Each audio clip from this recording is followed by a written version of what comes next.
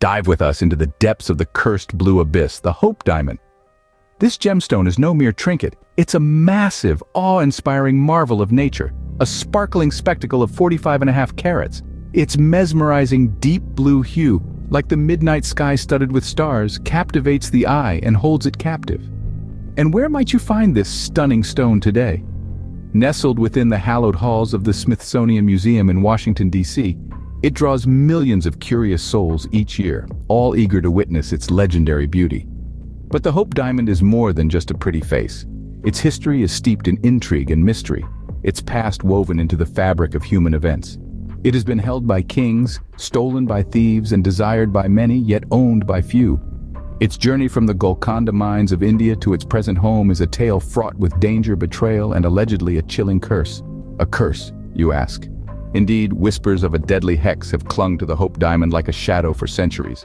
The stone is imbued with an ominous reputation, its stunning beauty said to be a mask for its malevolent nature. Stories abound of owners who met untimely ends, of fortunes lost and lives ruined. Some say the stone is a harbinger of doom, a bringer of despair to those who dare to possess it. And yet, despite its reputation, or perhaps because of it, the Hope Diamond continues to captivate and intrigue. It is an enigma, a riddle wrapped in a mystery, shrouded in a glittering facade of beauty and danger. Its allure is undeniable, its story irresistible. So begins the tale of this cursed jewel, a tale that spans centuries and continents. As we delve deeper into the story of the Hope Diamond, prepare to be thrilled, chilled, and utterly enthralled, for this is not just a tale of a gemstone, but a tale of humanity's ceaseless fascination with the beautiful, the precious, and the cursed. Our story begins in India, where the diamond was first discovered. It was the 17th century, a time of exploration and wealth, when a French gem merchant by the name of Jean-Baptiste Tavernier first laid his eyes on a beautiful blue diamond. This gem, unlike any other, was not mined from the earth but was found in the statue of a Hindu idol, serving as one of its radiant eyes. Tavernier was captivated by the allure of the diamond, a gem of such extraordinary beauty and size that it was almost otherworldly. But the diamond was not his to take. It was considered sacred, a precious jewel that was believed to keep the wrath of the gods at bay.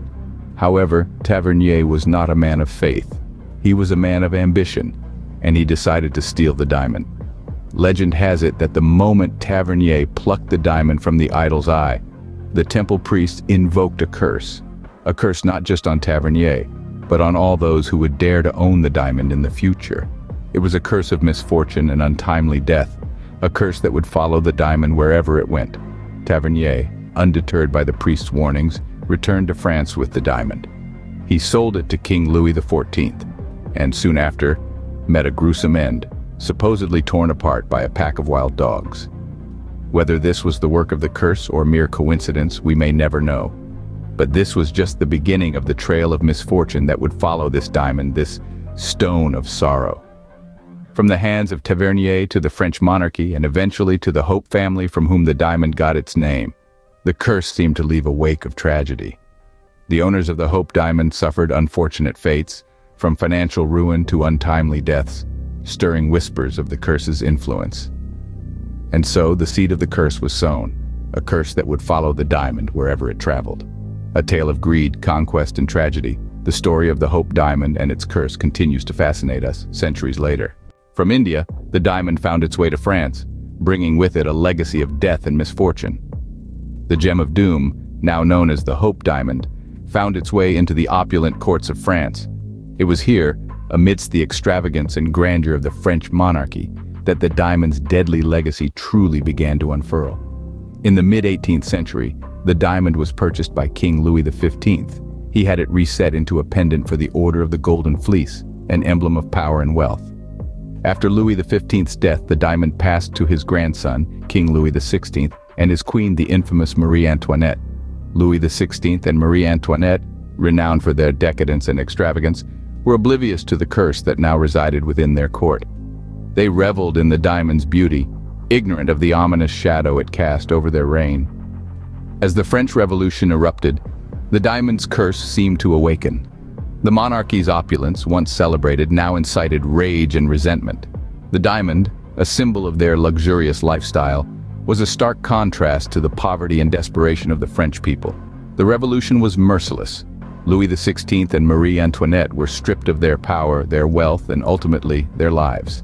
The guillotine fell, and the diamond claimed its first royal victims. Yet the diamond remained, untouched and unbroken. It disappeared in the chaos of the revolution, only to resurface years later, its beauty undiminished, its curse seemingly unbroken. What was once a symbol of wealth and power had become an emblem of death and misfortune. The diamond's time in France had marked the start of a deadly legacy, a legacy that would continue to claim victims for centuries to come. The diamond claimed its first royal victims, but it was far from finished. The curse of the Hope Diamond was not confined to the Old World. It followed the stone across the Atlantic to America. As the 19th century gave way to the 20th, the infamous Hope Diamond embarked on a voyage to a new land. Its destination? The United States of America. There it would find a new owner, a woman who was as drawn to its beauty as she was oblivious to its curse. Evelyn Walsh McLean. Evelyn, an American socialite and heiress, was captivated by the stone's mesmerizing blue hue and purchased it in 1919. The diamond became her constant companion, even worn around the neck of her Great Dane on occasion. She laughed off the rumors of a curse, claiming the diamond brought her good luck. Yet, she would soon discover the chilling reality behind the legends. The first blow came with the death of her beloved 9-year-old son, Vincent. A tragic automobile accident claimed his young life, leaving Evelyn and her family in deep mourning.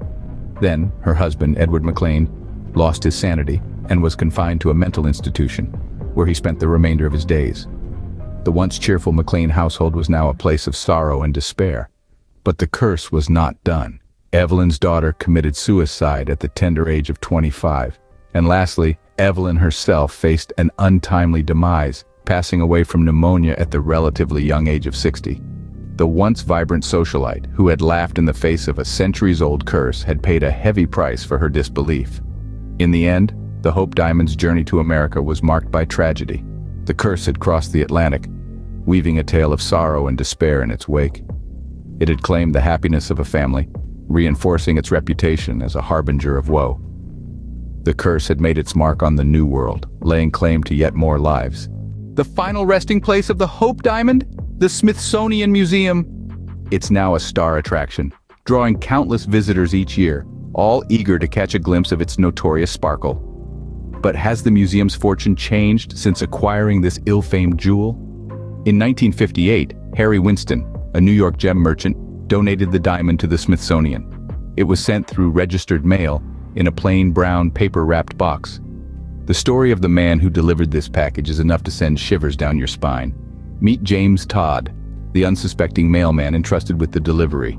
Little did he know, he was carrying in his hands a legacy of misfortune. After completing his task, a series of unfortunate events unfolded. First, his leg was crushed in a truck accident.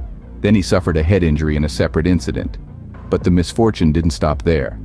His house caught fire, and to add to the misery, his dog passed away, a string of calamities, all following the delivery of the Hope Diamond. It doesn't end there. The Smithsonian itself has not been immune. There have been power outages and unexpected funding cuts. Some staff members have reported strange occurrences and an eerie feeling when near the diamond. Even though it sits behind thick glass, securely locked away, some believe its curse is not contained. Now, can all these incidents be attributed to the curse of the Hope Diamond? Or are they merely coincidences, random events stringed together by the human mind's knack for finding patterns? There's no definitive answer. But one thing is certain. The Hope Diamond carries with it a legacy of tragedy and misfortune that continues to intrigue and mystify. Even in its glass case, the curse of the Hope Diamond continues to haunt. But what is it that gives the Hope Diamond its deadly power? You might be wondering, is there a scientific explanation for all this? Well, let's dive in.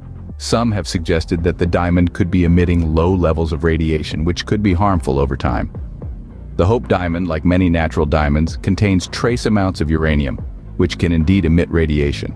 However, the levels are so minuscule that it's virtually impossible for them to cause harm. So radiation, not a likely suspect. Now, let's not discount the power of psychology.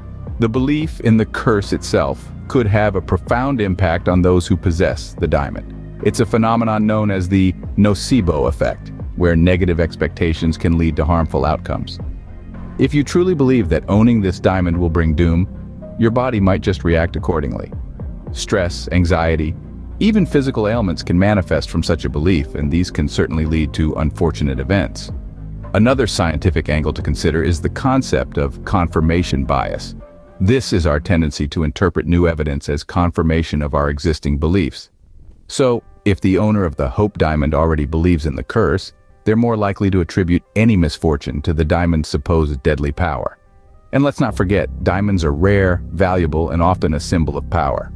These factors alone could make the owners targets for envy, greed, and even violence, which could certainly lead to misfortune.